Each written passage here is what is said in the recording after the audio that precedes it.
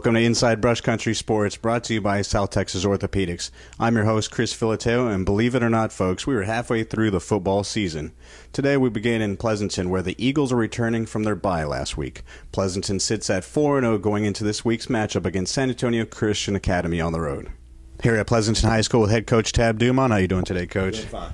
Well, you're coming off a bye week, plenty of rest, getting ready for San Antonio Christian, your last non-district game before district next week. Let's talk about San Antonio Christian. What's their offensive formation, Coach? They're a spread team, got a very, very good quarterback. He's about 6'4". They like to spread it out and throw the ball, like to put the ball in the air. How do they line up defensively? Defensively, they're pretty multiple. They run a 3-3 stack. They run a split. But the 3-3 stack, they run it very, very well. They like to bring linebackers, getting man coverage, and they're moving people around all the time. Now, on offense, you mentioned about this quarterback. He's being looked at by a couple D1 schools, and a year removed from Corey Robinson playing at Notre Dame this year. They're pretty talented. So defensively, are you going to be changing anything for them just in particular, or are you going to go in with the same mindset and just kind of work on the fly? No, we're going to do what we do. I mean, we're going to run our split defense, and we're very multiple, and we bring some blitzes, play man coverage, mix in zone. We're going to do what we've been doing the last 4 weeks. It's against a very good opponent, so our kids will have to play a good game this week. Now, what's the one thing you believe you're going to have to execute immediately in order to be successful in this game? I think we've got to run the ball really well in between the tackles. That's what we've been doing, and we've got to continue to do that to be successful. Great. Thank you so much. Good luck on Friday, Coach. Next, Jourdington is sporting a 4-1 overall record after the Tribe handled Central Catholic for homecoming. The Indians and the Buttons battled in rain, but Jourdington overcame the conditions to pound Central Catholic with its running game. Jourdington rushed for 230 total yards, while Diego Huddleston led with 100 yards off 12 carries and 2 touchdowns in the win. This week, the Indians traveled to Pearsall for their last non-district game. Joined with Jourdington head coach Daryl Andrews. How you doing today, Coach? Good, Chris. How are you? Great, thank you. Well, you know, there's always those type of games every year, at least once a year, where it's just pouring down rain. And granted, it was only for the first half. That's what you guys were up against Central Catholic. Pretty convincing win against a big team. How did the kids react to the inclement weather? Well, you know, it was no doubt it was a factor. It was coming down pretty good, and looking at the radar, I was just grateful we were able to avoid the lightning, and you know, football's meant to be played outside in the inclement weather, and I felt for the most part our kids managed it well. You know, we definitely had some miscues due to it, and so did Central Catholic, but it's the oldest, you know, coaching saying is both teams got to play in it, and you better be prepared. And luckily, there's always a good dew in the morning during two-day practice, so we had thrown a lot of wet balls and practice, in, you know, sort of in those in that environment, and I feel for the most part we handled it better than they did, and were able to get an early lead on them, and played well defensively, which, you know, was wonderful. Well, you guys are 4-1 now, going into Pearsall on the road. They're 3-2. What's their offensive formation, Coach? Pearsall runs a double slot out of the shotgun, some of the similar formations that we run. They have put some points up this year. In one game they put over 50 points up on Memorial, and you know, I think they've definitely got some good skill position players, some good linemen offensively.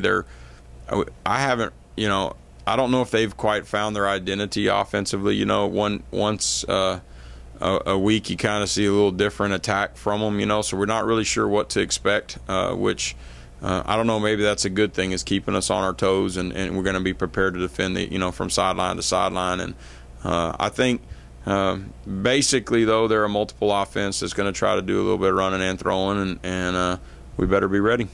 What's their defensive formation, Coach? Defensively, they run a 3-3 stack and a 4-3, so they're odd front and even front, and which is nothing new to us. That's the fronts we've been seeing predominantly this year. You know, it's hard to tell which one they're going to be in. I think they're just a mix and match, they call it, you know, to give you a multiple front and make your linemen have to make sure they're making their calls and understanding what's in front of them, and we better be ready to check at the line of scrimmage and hopefully take advantage of what they're giving us.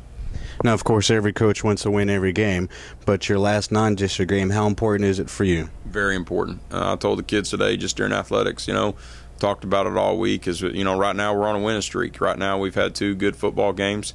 from my perspective. Yes, there's still room for improvement, but going into district play on a 3-game win streak, playing some pretty solid football. Hopefully we're injury-free this Friday night against Pearsall. And, but we've said it since I was hired. We've especially said it since August 4th, is we want to be playing our best football come the Sinton game. And then the Sinton game's right around the corner. So this is a very important game for us. It's one that I hope we don't have a letdown after a big emotional win at homecoming against Central Catholic. And I hope we come out and play steady, fast, good football and come out with a good win. Great. Well, good luck on Friday, Coach. Thank you. In Poteet, the Aggies are coming off a 46-6 road loss in Italian, pouring down rain. Poteet continues the search for its first win of the season as the Aggies host D'Hanis for their homecoming this week. I'm joined with Poteet head coach Doug Foster. How you doing today, Coach? How you doing? I'm great. Well, we have D'Hanis coming up as your homecoming game. Let's talk about them for a little bit. What's their offensive formation, Coach? They're a spread team, so they're going to be in 1 back, 2 back, but it's mainly zone, counter trap. A lot of throwing the ball. They throw much more than they pass. They've been more successful, I guess I should say, passing the ball. How do they line up defensively? They're just a 4-3 defense, and what people would call a cover 2 shell. So mostly on defensive side for you, you're going to be looking for them to pass most of the time. We're looking for them to pass, and really we got to be able to defend both, because obviously if you take away one, they're going to go to the other. So we feel like a spread team, you have to be able to defend all their zones and their reads and stuff like that. But at the same time, their little quick game on the perimeter is going to be important for us to be pretty solid there also. Now, D'Hanis is coming in at 2-2. You guys are still winless, which doesn't matter going into district, of course. But as y'all's homecoming and a week before bye, obviously any win is important, and it's always important to win every game. But for you going into this game, what's it going to take for y'all to win? I think we still have to believe in what we're doing, and that goes for the players, the community. We have to know there's going to be growing pains as we build this program, and we are experiencing those growing pains, but we get better little by little, and we got to take every little positive we get and build upon that positive. And there were positives even though we lost the game last week. We had some bright spots and we had some low spots too, but what we try to do as coaches is come back, see, all right, what did we do good? What were we doing well? And we build on those, and the things that we did poorly, we try to fix those. And so I think that's just, we try to stay upbeat, try to stay positive, knowing that we're going to get better the more we play, the more we stay within this system. Stay with the program, stay the course, and we feel like we're going to be all right. Now, is there a quarterback, a running quarterback also if he's on the go? I mean, obviously they're a throwing team like you said, but is he kind of a threat on the ground? Sure, I think he does both adequately well.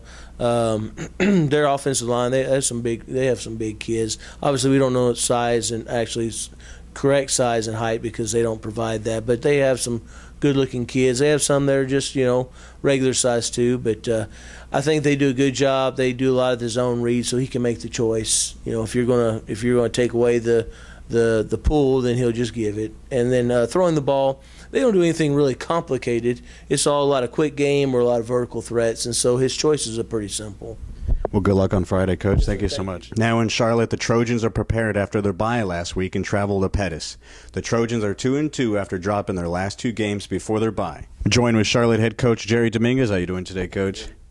Well, you're coming off a bye week now, plenty of rest. I'm sure the kids are excited for the next matchup. You're going on the road against Pettis. What's their offensive formation, Coach? They run a spread. They run a spread offense, and their one main player is their quarterback. They've got some injuries. They've lost some kids along the way, so they're kind of struggling. They kind of remind me of where we were at 2 years ago. They got maybe one main athlete, and that's what we got to focus on and stop. But that's spread formation is what they do.